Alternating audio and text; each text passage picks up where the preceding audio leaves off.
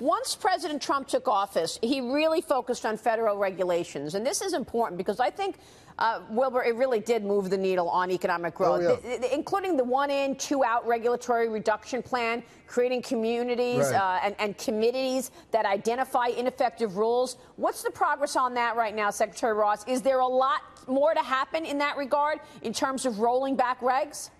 Oh, sure. The president has already knocked out some 860 rules and regulations from the Obama administration. And every day we're finding more and more to do.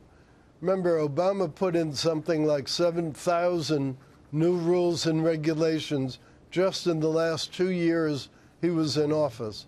So there's a lot more to go, and they'll be dug out and they'll gradually be replaced. That's an extraordinary statement. 7,000 new rules and regulations in President Obama's last 2 years in office. Were they all about oil and gas? Was this an environmental situation? Was it banking, or was it all of the above?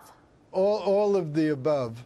You know, you would think the American public was a wild and woolly place 2 years earlier to require 7,000 new rules. Right. But the president is systematically removing them, changing them, getting rid of them, and I think we'll beat his formula of 2 reductions for 1 increase. Wow. And do you think that's one of the reasons that we have been seeing more activity in terms of GDP? We got a 3.1% print the other day, and we haven't seen tax reform yet. Is this an anticipation of tax reform, or is this a loosening of the purse strings on the part of business because of what you're talking about, these lower regulations?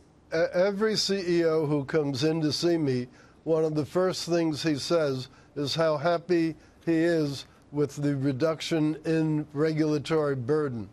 Almost every single one. Because it not only is expensive, it also paralyzes decision-making. Because you have the regulations are bad enough, then you have the enforcement, and in many cases, the enforcement was even more severe than the wording in the regulation. Yeah. So it was a double hit. And that's one of the things that you've mentioned in the past, even on infrastructure. When you want to do something, it takes sometimes years just to get the permitting process right.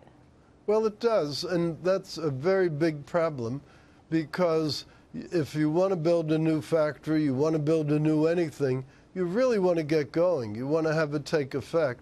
So I think that the deregulation will help accelerate infrastructure spending and just normal corporate spending. By the way, speaking of infrastructure, I'm sorry, Wilbur, pardon me, do you expect an infrastructure package to be tied to the tax plan? Because I know that's a movement right now. People are certainly on the left.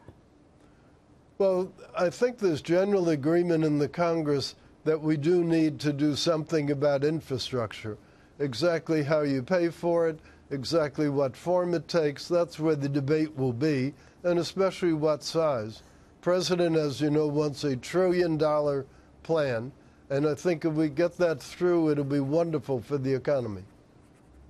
All right, we will leave it there. Secretary Wilbur Ross, good to see you, sir. Thanks so much. Thanks, Maria. We appreciate your time this morning. We'll see you soon, Wilbur Ross.